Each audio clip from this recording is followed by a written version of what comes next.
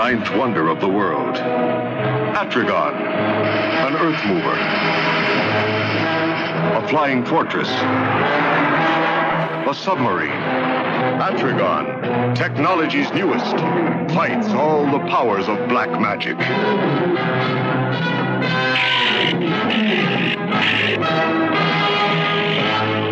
The mysterious submerged continent of Mu attacks our world. I am agent number 23 of the Mu Empire. This earthquake is not accidental. Terror panics civilization. As cataclysmic forces clash, Atragon in color. We're not talking about actors. We mean a real monster. I brought her back. She'll live and I'll get her another body. I know they're gonna catch me, but don't let anyone see me like that. Please, Doctor, help me! Biologically speaking, it's of primary importance that man should want to mate. Hey, that You don't get all your kicks from surfing, do you? We want to be free to ride our machines without being hassled by the man. And we want to get loaded. You think you're gonna make a slave of the world? I'll see you in hell first! The American International Podcast. Are you ready? It is time once again for another episode of the American International Podcast. I'm Cheryl Lightfoot. And I'm Jeff Markin. And in this episode, we're talking about that floating, flying, diving, freezing, and boring machine of war, Atragon from 1964. Atragon was directed by Ishirō Honda from a screenplay by Shinichi Sekizawa based on The Undersea Warship, a fantastic tale of island adventure by Shunrō Oshikawa, and The Undersea Kingdom by Shigeru Komatsuzaki, produced by Tomoyuki Tanaka for Toho Company Limited and distributed by American International Pictures. Atragon stars Jun Tazaki as Captain Hachiro Jinguji, Tadao Takashima as Susumu Hatanaka, Yoko Fujiyama as Makoto Jinguji, Ken Yoharo as Rear Admiral Kusumi, Yu Fujiki as Yoshito Nishibe, Kenji Sahara as Uoto Unio. Also appearing are Hiroshi Koizumi as Detective Ito, Akihiko Harata as Mu Agent Number 23, Hideo Amamoto as High Priest of Mu, Tetsuko Kobayashi as Empress of Mu, Yoshifumi Tajima as Amano, and Isaya Ito as Shindo, the kidnapped civil engineer. Atragon opens at night. Car interior. A man demands his cab driver stop, but the driver will not stop. The passenger in the back seat, this is Shindo, a civil engineer, grabs the driver's shoulder and gets a shock of the electric kind. The man cries out, cradling his injured hand. The driver grins evilly. Nearby, a photographer, this is Susumu, and his assistant are standing on a pier taking a picture of a model. She wants him to hurry and get the shot so she can go. They have the model stand on the edge of the pier and have her remove her leopard print coat to reveal her leopard print bikini. Susumu tells her to pretend that she's on the seashore on a hot summer night, so she should look like she's enjoying herself. The model replies by sneezing. And then she sees something emerging from the water. Whatever it is pulling itself onto the dock. She screams and hides behind the photographer and his assistant. Their names are Susumu, he's the photographer, and Yoshito, he's the assistant. They see what she saw and start taking pictures of this man or whatever it is. The creature, humanoid in appearance, jumps back into the water as the camera flash goes off. It looks like a guy in a scaly scuba suit to me. And then the taxi that we saw earlier careens past them and drives straight into the harbor, flipping over as it sinks into the water. Susumu, Yoshito, and the model all gasp in unison. Susumu points as the water starts to fizz and steam. And then the credits roll, brief as they are. After the credits, it is daylight, and the taxi is being fished from the water. A crowd is gathered, including investigators and our photographers. A taxi driver is asked if this is the car that was reported stolen, and it confirms it to be so, but he says they can't identify the thief. He never saw him. Yes, he was strangled from behind till he blacked out. A man with a suspiciously fake neckbeard and sunglasses pushes through to ask the detective if he's formulated a theory. Are you a reporter? Asks the detective. A reporter? Why, yes, I am, he says. And then the detective goes to interview Susumu and Yoshito. They say that they were taking photos around midnight when this happened. Yoshito describes the hissing sea monster he saw, and Susumu says that he has the photo evidence to back up this claim. But the inspector says he can't put that down in his report, and chastises them for suggesting otherwise with that outlandish story. But the cabbie comes forward to say it is true. The man who strangled him had a grip like iron around his neck, and his hands were hot as a torch. This does nothing to sway the inspector's view on the matter. A diver emerges and reports that he hasn't found any bodies underwater. And that weird guy with the chin beard is still lurking behind Yoshito and Susumu when they see a lovely young woman coming down the gangplank of a ship. We must ask her to be our model, says Susumu. They rush after her, but she ignores their cries of, "Hey, wait a minute," as she climbs to the back of a waiting taxi and drives off. Susumu snaps a couple of pictures as the car leaves, and a strange man peers around a corner and watches her go. In the darkroom, Susumu and Yoshito are developing images from their shoot. They see two in particular, the sneezing model and the woman on the docks. A voice comes in over the intercom. This is Momoko, their receptionist. Momoko, the receptionist, says the magazine wants to know how the cover photo is coming. Susumu says it isn't, but Yoshito says it's one of his best shots ever. But Susumu would rather take another stab at the photo. But first they have to find that girl from the pier so they can make her their model. Yoshida doesn't know where to start to find her. There are a lot of women in Tokyo, and she's just one of them. Susumu advises Yoshito to look into the number on the license plate of the car in which she rode off. Oh, so I'm a detective now? Okay, says Yoshito. Out in reception, Momoko buzzes for Susumu, telling him he better get out there. There are 3 or 4 men in the room with her. One of them is Detective Ito, the inspector from the docks. Susumu comes out of his darkroom and asks the inspector, what is it this time? Detective Ito tells Susumu that there's been a second kidnapping, another civil engineer who was kidnapped under similar circumstances, which is odd because they never established that there was a first kidnapping. We saw it happen, but I don't know that it was public knowledge. No, it must have been talked about off-screen. Yoshito says, aha, you see, we weren't lying. The inspector says he doesn't necessarily believe it was a sizzling sea monster, but both kidnappings had a similar MO. Both were civil engineers. Both were experts on cave-ins. Could it be a coincidence? Maybe. They don't have much time to ponder this, though, because there's suddenly an earthquake. Yoshida and Momoko hide under the table, but they both pop out when something begins to steam. It's that creature, Yoshida yells out. Then he becomes sheepishly quiet when he sees that the steam came from an overturned coffee pot. And now we're at Kokuku Shipping Company Limited. The woman from the dock, Makoto, hands her uncle a note that a journalist wants to see him. Her uncle is former Admiral Kusumi. The note reads, Woto Uno, a reporter, would like to talk to Admiral Kusumi about the great naval mystery. Kusumi tells Makoto to send him away, and that he knows nothing about a great naval mystery. Are you sure? Asks the reporter as he enters the room, who we recognized from the docks. He says to Kusumi, you're a shipping magnate now, but you were an admiral during the war, and now you're a leading authority on submarines. Kusumi says anything he could tell him has already been said. Woto, the reporter, sits himself down and says, yes, but there's one thing he wants to ask about. He claims to be chilled, so Makoto exits to get some tea. Woto then says he knows of the submarine fleet. A401, 402, and 404 were all destroyed shortly after Japan's surrender in World War II. But there was another submarine, A403, and that one wasn't destroyed. Kusumi tries to dismiss the idea, saying that rumors of the submarine's survival are false. But Woto is certain that not only is the submarine still in working order, its captain is also among the living. Yes, Captain Jinguji, who was Kusumi's aide at the time of the war. Kusumi says Jinguji died in the war just as Makoto brings in tea for 2. Woto declares that Jinguji wasn't killed. You're certain? Asks Kusumi. Oh, quite certain, says Woto, as the camera zooms in on the shocked face of Makoto. Meanwhile, Yoshito has tracked down Makoto at her place of business and calls Susumu from a payphone to let him know. Yoshito asks what he's supposed to do now. Ask her to come to work, says Susumu. In Kasumi's office, Kasumi tells Makoto that Woto made the whole thing up and she shouldn't believe it. Her father died. He was a good man, though, an authority on submarine building. Makoto was 3 when he was lost at sea, and Jinguji's only wish was that Kusumo look after his daughter. Makoto says that she wishes she'd known her father better. Now in a car with Yoshito and Susumu, they're driving to the building where Makoto works. They get out of the car, and they notice Makoto and Kasumi pass by in another car, so they jump back into their car to pursue her. As they do so, a strange man from the docks peers around the corner. And Woto, the reporter, also seems to be in pursuit of them. In their car, Kusumi asks Makoto why she's upset, but it's not her father. She confesses that a strange man has been following her for 2 weeks. Day and night, he's always there. Her uncle tells her to notify the police just in case it's not nothing. And then Kasumi asks the driver where the heck they're going. The driver turns around and tells him to stop asking questions. It's the fake cab driver from the first scene that we saw. He stops the car and gets out, draws a gun, and tells Kasumi and Makoto to get out of the car. Susumu and Yoshita park their car and follow Kasumi and Makoto through the trees towards the shore. They surprise the driver, Kasumi, and Makoto. Yoshito tells the man to put down the gun, and Susumu asks what he's going to do with them. The driver tells them that they're going to swear their allegiance to the Mu Empire. Mu Empire? Questions Kasumi. The Mu Empire is believed to have sunk into the sea 10,000 years ago. That is correct, says the man. It is under the sea, and I'm a Mu agent assigned to Earth. Yoshito says no one is kidnapping anyone under his watch. He charges at the Mu agent with his wrench, but the agent grabs his arm and tells Yoshito to give it up.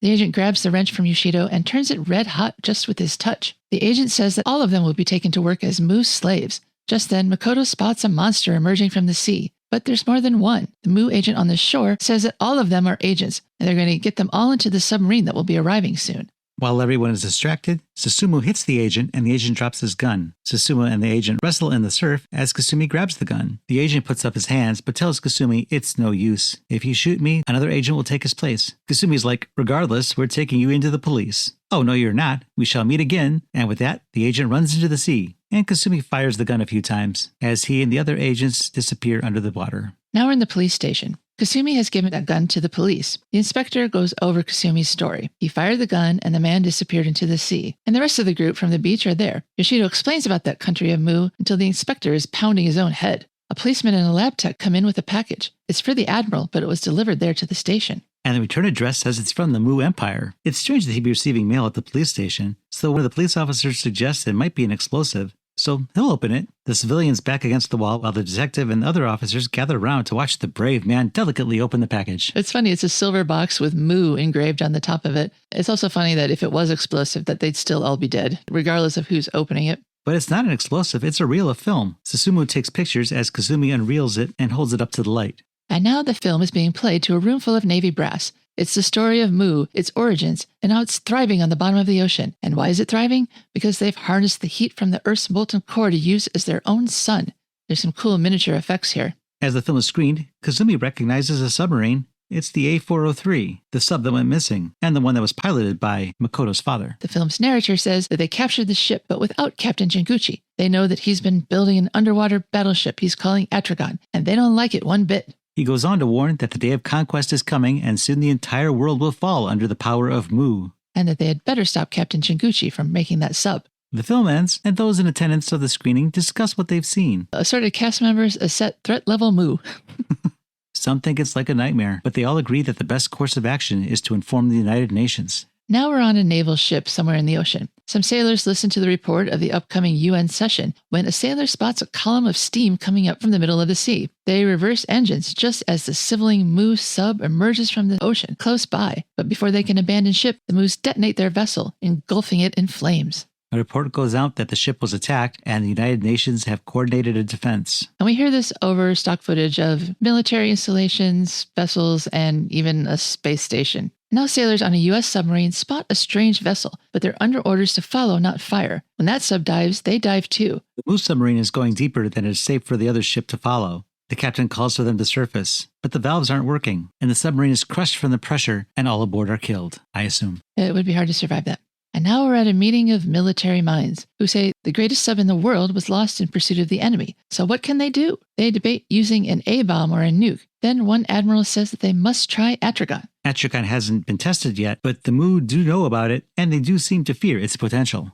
The admiral commands Kasumi to contact Jinguji right away. Kasumi says he doesn't know if Jinguji is even alive. One of the brass asks Kasumi why he kept quiet about Jinguji's ship. And Kasumi fesses up. He wanted to protect Jinguji's reputation because he was a deserter, and that's all he knows. Makoto comes in to tell her uncle that he has a phone call. It's Detective Ito, and he says that he's captured a Mu agent. So now Kasumi and Makoto and Susumu and Yoshito go down to the police station to see the captured Mu agent sitting in his cell. Makoto recognizes him as the man who had been following her for the last few weeks.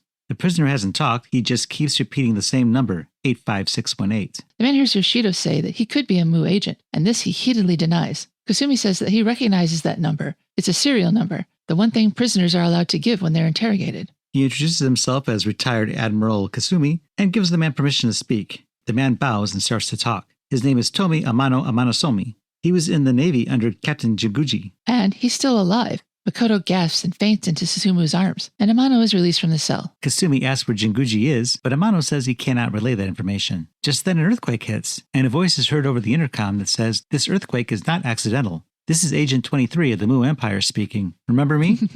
Everyone rushes to the broadcasting room to find a reel-to-reel tape machine playing the message they are hearing. The message demands that they surrender and become a colony of Mu. Also, Captain Jinguji is to stop all work on Atragon, and that whole project should be scrapped altogether. And if they refuse to obey these commands, the world will be annihilated. They shut off the tape and once again ask Amano where Jinguji is. Makoto even tells him that she's the captain's daughter. And then Uoto, the journalist, pokes his face in the door to join the chorus. It is a good story, after all, he says. Amano says he can't tell them, but they can take him to him.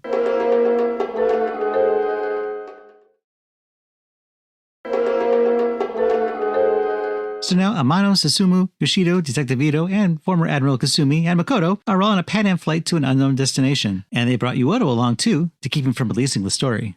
Meanwhile, a Mu submarine travels under the sea. It's returning home. Agent 23 reports to some kind of high priest in Egyptian pharaoh garb their whole place is done up King Tut style. The high priest is cranky because they still don't know where Jinguji is. He pulls some sub schematics out of an urn and looks them over. It's the greatest sub ever, and they must have it. Then he instructs Agent 23 to continue his surveillance. Then the seafloor quakes, and rubble and dust start to fall. The high priest calls for the prisoners, those 2 civil engineers, to be brought out as everyone rushes to the great hall to hear the high priest. There are ceremonial dancers and much bowing as the high priest talks about how Mu will soon rule the world. Meanwhile, our heroes are on a boat to take them to the island to meet Jinguji. Apparently, Pan Am doesn't fly everywhere. As they travel the sea, the Mu sub trails them from below. Kasumi quizzes Amano on the location, but Amano still won't say. Then he asks Susumu and Yoshito to come into the cabin so they won't be seen, but they leave Umoto sleeping on the deck. Now they're in a canoe, making their final stretch to the island. They are met with armed guards, but since they're with Amano, they're given access. He's with them. They get into a jeep and go from the jungles where they got out of the boat across some kind of desert until the jeep gets caught in some sand. Everyone gets out of the car to push it free. Once they're successful, they get back in, but notice that Uoto has gone off on his own. Susumu and Yoshito go off to find Uoto. When they do, Uoto points out his discovery. In the mountain, he sees veins of iron ore, magnesium, and other metals.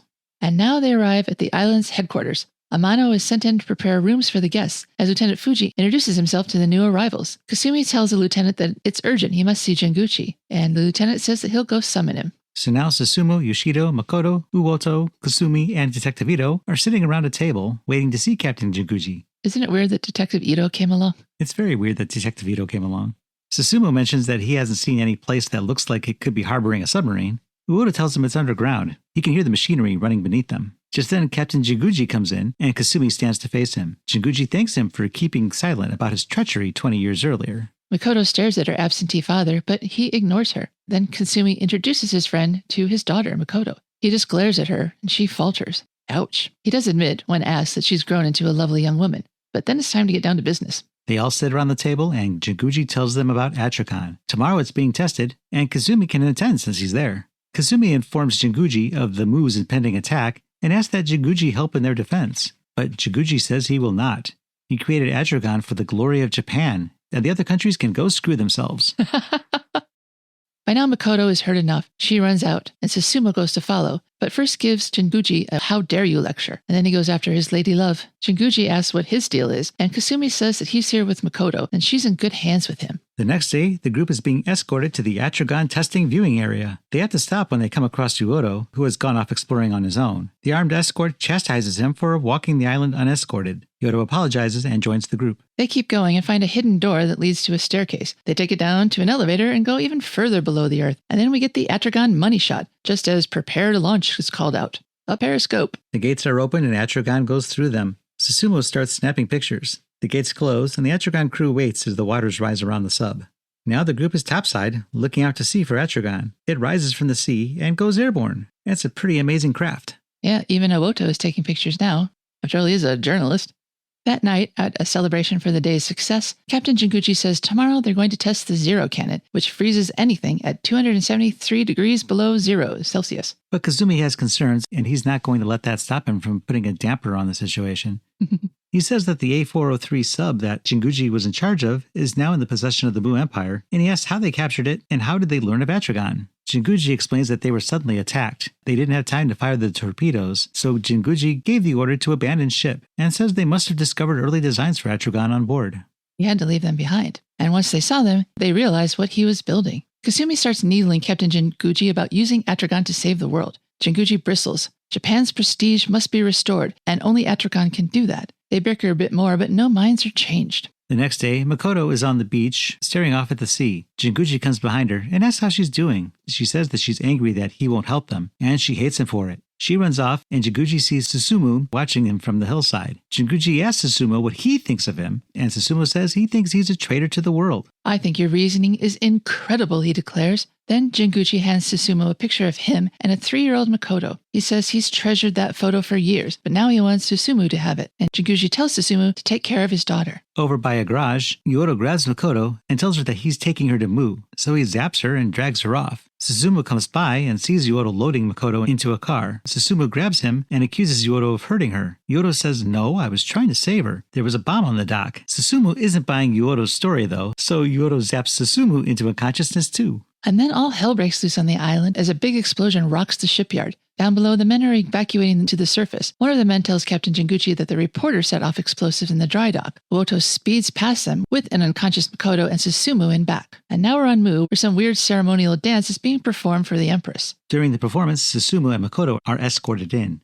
The high priest asks the Empress to decide their fate. Manda shall get them, she says, and there is much rejoicing in the crowd, and the high priest thanks her on behalf of the great god Manda. The prisoners are led away. Susumu and Makoto are shown to their already occupied cell. The 2 civil engineers are in there, as well as the Mu agents who are now in Egyptian drag. Agent 23, remember him? Tells them if Jinguji doesn't destroy Atragon, they will be sacrificed to Manda, and they can get a glimpse of their fate behind door number 1. Well, it's a window, actually. They open the window, and at first they just see a wall of scales, but then the sea serpent squirms around to put his adorably doofy face in the window. He's so cute. Aw. He's got the eyes of Minya. Who's that? Mini Godzilla. Oh. At the base back on the island, men are inspecting the damage caused by the explosion, and they have to clear a beam that's blocking Atragon. After that, everything should be smooth sailing. Just then, Detective Ito and Yoshito run in to say they heard a radio report that Mu has begun its attack on Earth. Indeed, we see vehicles being destroyed by airships and civilians evacuating the area. And they're starting from a mountain in Japan.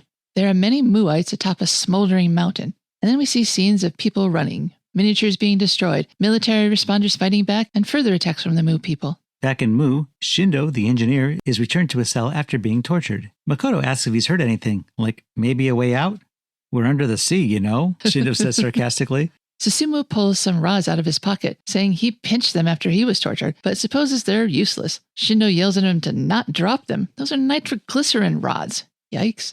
One of them could blast a hole in the cell the size of the cell. He explains the Muse use it to blast out the mountains so they could build this undersea empire. Back on Earth, a radio signal goes out demanding the surrender to the Mu Empire, or else. Yeah, we see stock footage of London, Paris, New York City, and Moscow, telling everyone on Earth that Tokyo and New York City will be the first to feel the wrath of Mu.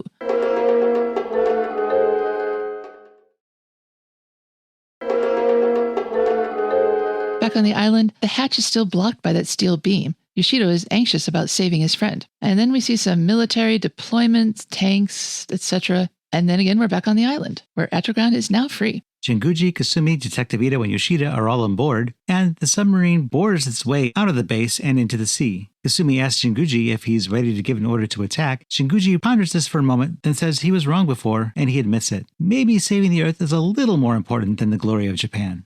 They are saving Japan too, you know. And now there's panic on the streets of Tokyo. Atragon's flying through the air, ostensibly to help. The military is in position on the ground, ready to defend against an attack, but they weren't expecting the steam to suddenly blast the manhole covers into the sky and the buildings to crumble around them. And now we're out at sea as the Mu sub surfaces. And then a ridiculously silly-looking Manda serpent gun is brought up from the hull. It's not Manda, the actual sea serpent, but it looks like him, and it fires upon the Japanese naval vessels, and they're destroyed. The high priest is on board the sub and watches the action through a porthole and laughs. Cackling with glee. Oto is also there, and he spots the airborne Atragon, and their sub dives under the water. Atragon flies in and goes underwater as well, hoping to follow the Mu sub back to its base. Back on Mu in the cell, the Empress and her entourage enter. The Empress tells the Earthlings that Manda is now ready, so come. Susumu grabs the Empress and holds up his nitroglycerin stick before anyone can do anything about it. So Susumu, Makoto, and the engineers escape with the Empress as their hostage. They make their way to an airlock where they find diving suits. They put them on and tell the Empress to suit up too, but she refuses. They start to let the water in and the Empress changes her mind. Then we see the Mu sub returning home into the mountain. Atragon follows, but doesn't get to come inside. Inside that airlock, Susumu opens the door to the ocean, but Manda is there. Uh-oh. But Atragon is nearby as well, and they've also spotted Manda. They fire into the nearby rock, causing enough dust to spill out into the water, allowing the group to sneak past Manda out of the sea serpent's view. They make it to the sub unhindered and crawl up through a bottom hatch. As Manda blindly growls nearby.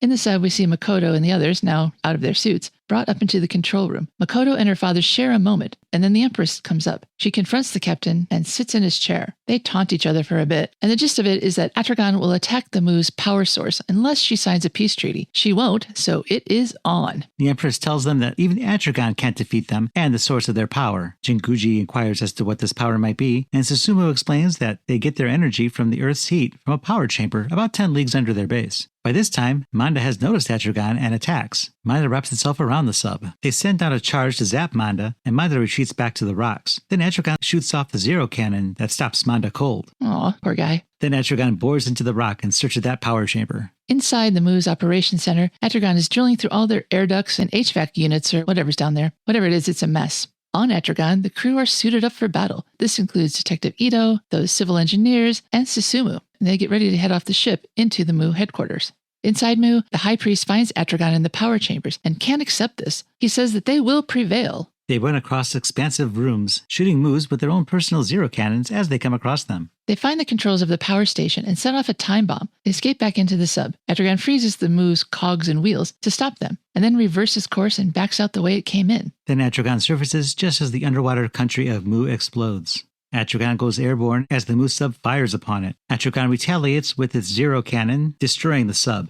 The Empress, who is forced to watch the destruction of her people from the dock of an enemy ship, starts to storm off. Some men try to detain her, but Jinguji tells them to let her go. She wants to share the fate of her people. So they do as commanded, and the Empress runs to the edge of the deck and jumps out into the sea. And then everyone on deck, including Susumu and Makoto, who are embracing, watch as the Empress sinks beneath the sea as her country explodes into oblivion. And that's the end.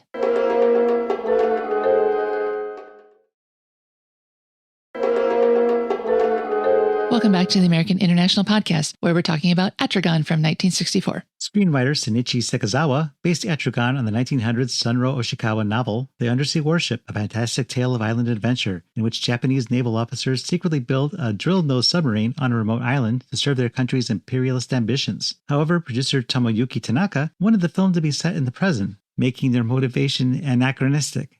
Shigeru Komatsuzaki, in addition to writing one of the stories that the screenplay was based on, also served as an uncredited designer for the film, as he had with the Mysterians and Battle in Outer Space. The role of Jinguji was written for Toshiro Mifune, but his prior commitment to Akira Kurosawa's Redbeard made it impossible for him to participate in the film. The scene of Mu's destruction was achieved by filming inside a water tank upside down and then pouring orange dye into the water.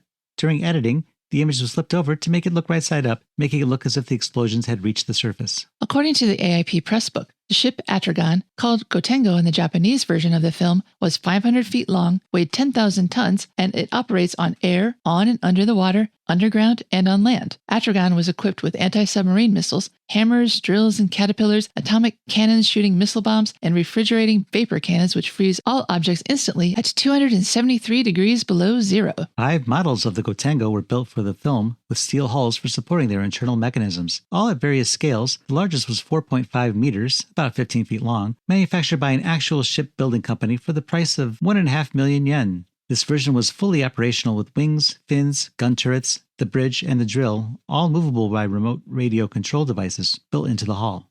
Toho spent over 70 million yen on the construction of sets and props for the film. By Toho standards, this was a large sum, although less than recent productions such as Gorath from 1962. The film's production schedule was shorter than usual, with production beginning September 5, 1963, targeted for a desired Christmas release of that same year. This resulted in effects director Eiji Tsuburaya scaling back some effects. Honda originally wanted to show towns and residual areas for the Mu Empire, but did not have enough money in the budget. Atragon was released in Japan on December 22, 1963. American International Pictures released Atragon in U.S. theaters with minimal changes and dubbing by Teacher Studios. It was first shown in select markets on Christmas Day 1964, then had a wider release as a double feature with The Time Travelers.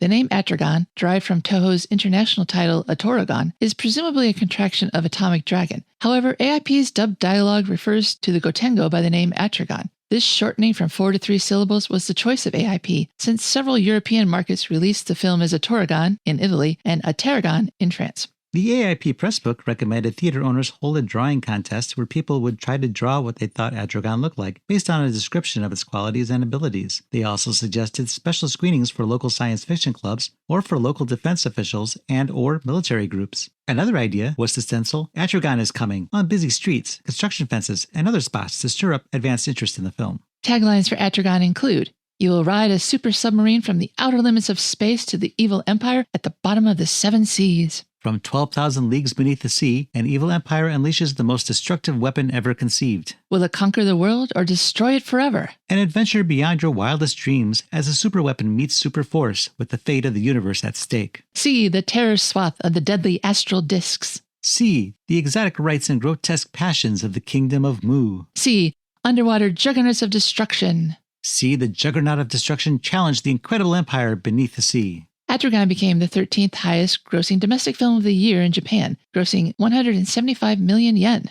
James P. Parks Jr. of the Wilmington, Delaware Evening Star said in his review that science fiction buffs would find a degree of fascination in both Atragon and time travelers. However, of Atragon, he wrote, with all the ingredients placed at its disposal, it's a wonder Atragon moves so slowly. That ship spins around a host of scientific marvels and really doesn't do anything, but has some good-looking gals to help chase the boredom of a decaying 21st century. Box Office Magazine's review said, Western eyes are bound to be amused at the strongly caricature roles of heroism and villainy, reminiscent of an old-time melodrama, and English dubbing can never plausibly adapt to Japanese phrases, but audiences for which this type of picture is made won't object, not when it offers a super weapon warship that flies, floats, goes under the water, and bores underground. All the ingredients tailored to the taste of this specific audience are first-rate. Marjorie Adams of the Boston Globe wrote in her review, what would a Japanese-made picture of the scientific fiction type be without a monster? The monster in Atragon turns out to be a bit puny when he tries to conquer the mighty Atragon. Adams said the movie came from one of the best Japanese studios where trick and miniature photography is handled so cleverly.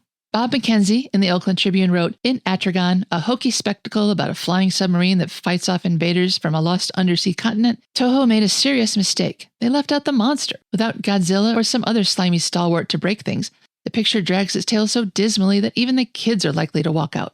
David Cobb, in his review for the Toronto Star, said, anyone with a taste for science fiction should get a kick out of Atragon. Both the machine and the movie. The special effects by Eiji Tsuburaya, who did Godzilla, are worth the price of admission alone, but he also warned the plot has too many unfilled holes. The inhabitants of the underwater kingdom might be extras from some dreadful Roman epic, and there are a couple of sea monsters which, though well made, are ludicrous when used here as flamethrowers. For all that, it's good fun. Frank Morris in the Toronto Globe and Mail said, Atragon is corny and ornate, but it has been done with such skill and such old-fashioned belief in cliches that it should prove a delight, not only to children, but also to adults who enjoy a world where fantastic events take place. The preposterous story points are made quickly, and every time the plot threatens to sag, it is buoyed by the arrival of warriors or some other device. The review in the Springfield, Massachusetts Morning Union said, the enemies in Atragon are, in order, the Undersea, ancient lost Mu Empire, which wishes to conquer the Earth, Mondo, pet dragon of the Mu, the chauvinist leanings of a former Japanese World War II submarine captain, and, after less than an hour of this nonsense, sleep.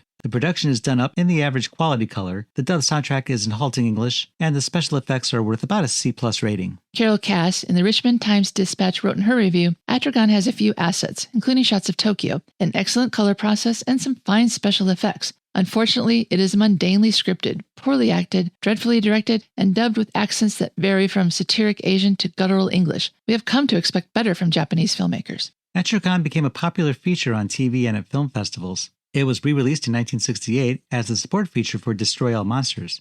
It was also the 1964 Japanese entry at the Trieste Science Fiction Film Festival. Atragon was not released on home video in the United States until the Media Blasters DVD in 2005, but the film was in constant television syndication in the U.S. until the early 1980s. Media Blasters had intended to use the original Taitra Studios dubbing, but Toho forced the company to use its international version instead.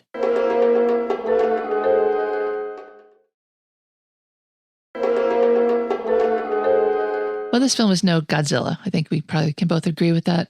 Yes, Godzilla was nowhere to be seen. No, I mean, it's not that quality of a Japanese monster movie. It's barely a Japanese monster movie. No, but I think it's an interesting film. I think that the machine, Atragon, is pretty incredible. I like the idea of a ship that can do all those things. It flies, it goes underwater, it bores through Earth. But we don't get to see very much of it in the movie. I think that's one of the major downsides is the threat is sort of theoretical for most of the movie. Right, we don't meet Atragon itself until the third act. And that moves pretty fast once we get there. All the drama is over at that point. But despite that, the drama is pretty fast-paced too. This is a quick-paced movie. It's an hour and a half long, and I think it feels like an hour and a half long, but it doesn't drag like some of the reviews said it did. A lot happens fast. As we're introduced to these characters, there's a lot going on with them and between them. The Mu agents, the one that we know about and then the one that we don't know about, that was kind of a nice mystery. Where are they from? Why are they here? What do they want? I think the biggest surprise was that Uoto's beard was supposed to be real.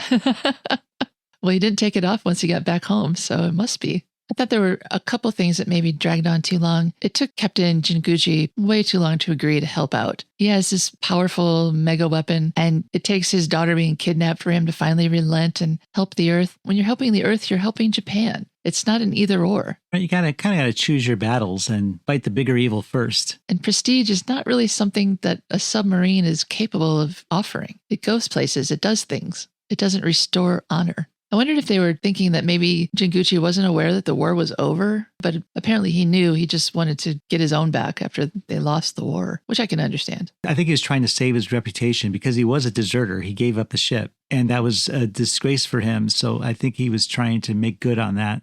Yeah, it's kind of like the plot of Godzilla -1, except he didn't return to society. He stayed away. Then he secretly tried something that would restore his honor. I guess it's more productive than Harikuri. Well, most things are.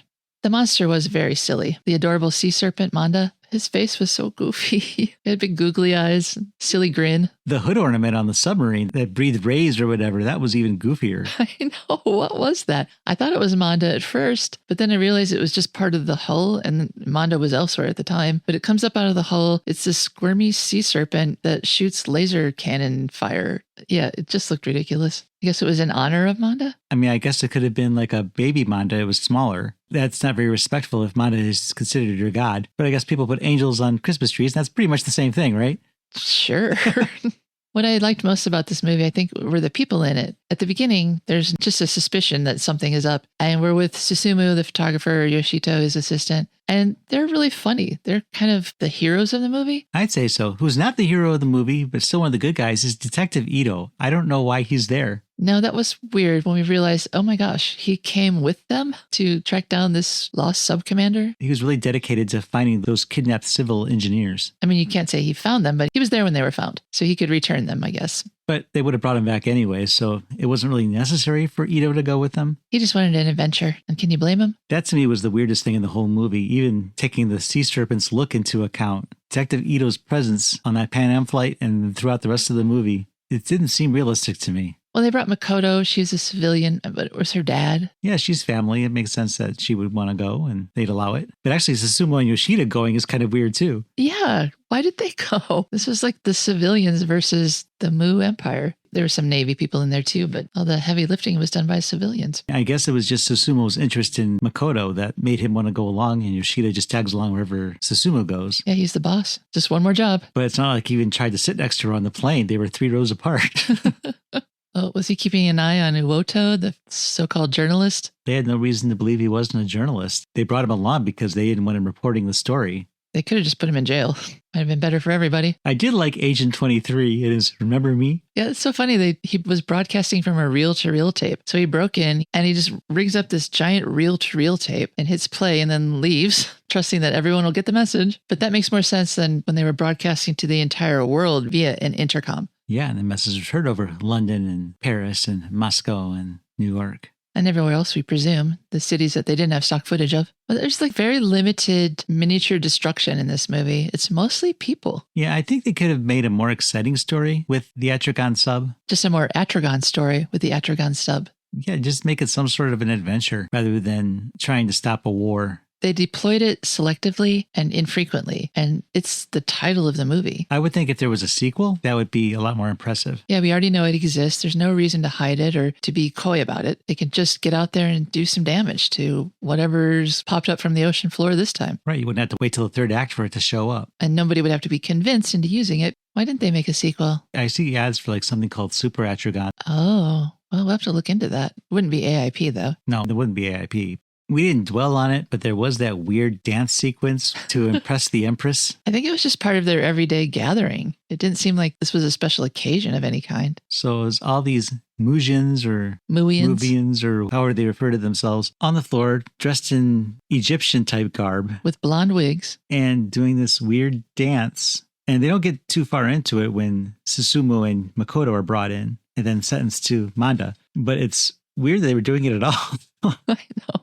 It's weird that they chose Egyptian as their theme for this underground city. 10,000 years ago, I'm not going to do the math here, but I'm sure that Egypt was the dominant civilization back then. They're in the Pacific Ocean. That's established via a map. And Egypt is not on the Pacific. So when they take one of the cultures they have access to... Perhaps. It's hard to say because it's fiction. Everything we're talking about is fiction. So I think it's okay for me to speculate.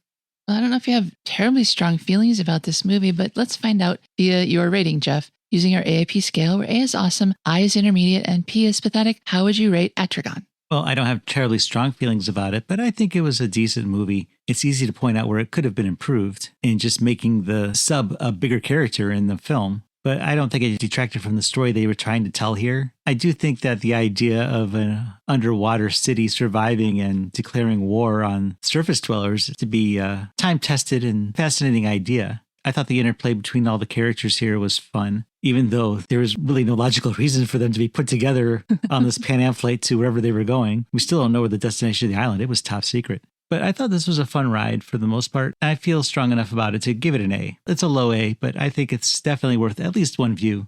What do you think, Cheryl? It's definitely worth a view. You're right about that. I enjoyed watching this, to be honest, even the second time around. It did seem a bit more complicated than I remembered after our first viewing. And that's just because of the interpersonal dynamics, who's who, trying to figure out who everyone is and why they're where they are. Because as we've said a few times, it didn't really make a lot of sense to have a detective and a photographer's assistant go on this world-saving mission. But that's just what happens in the movies, so I'm not going to let that bother me. And I liked the characters. I thought they were really fun. And since we're spending more time with them than we are with monsters and submarines, it's good that we're enjoying them. So I can't give this movie any less than an A either. It may not be Toho's best, but I still think it's good enough. And I think you could watch it more than once. I've already watched it twice and I don't regret it. For more international oddities like Atragon and other films from American International, steer your course to AIPpod.com. That's where you'll find the American International Podcast Archive, as well as posters and trailers for the films we've covered. On the site, you can find a tab called Help Us, which lists several films we're trying to track down to cover on future episodes of the podcast. And if you're able to help us find any of these, you can contact us directly through the website using the handy contact form. Or if you just want to drop us a line and say, hey, you can use it for that too. And of course, there is a link to the American International Podcast Store, where you can check out the merch we offer. And a purchase through that link will help keep the lights on around here so we can continue bringing you a new episode of AIP goodness, or occasionally badness, every week. You can find all of this at AIPpod.com. And now, after we've submerged ourselves in this episode, it's time to come to the surface. For the American International Podcast, I'm Cheryl Lightfoot. And I'm Jeff Markin. And we'll meet you at the drive-in.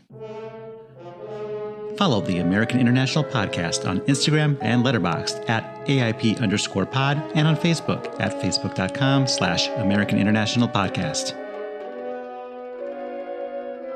The American International Podcast is produced and edited by Jeff Markin. A man whose mind is distorted by hatred. And Cheryl Lightfoot. A girl hungry for too many things.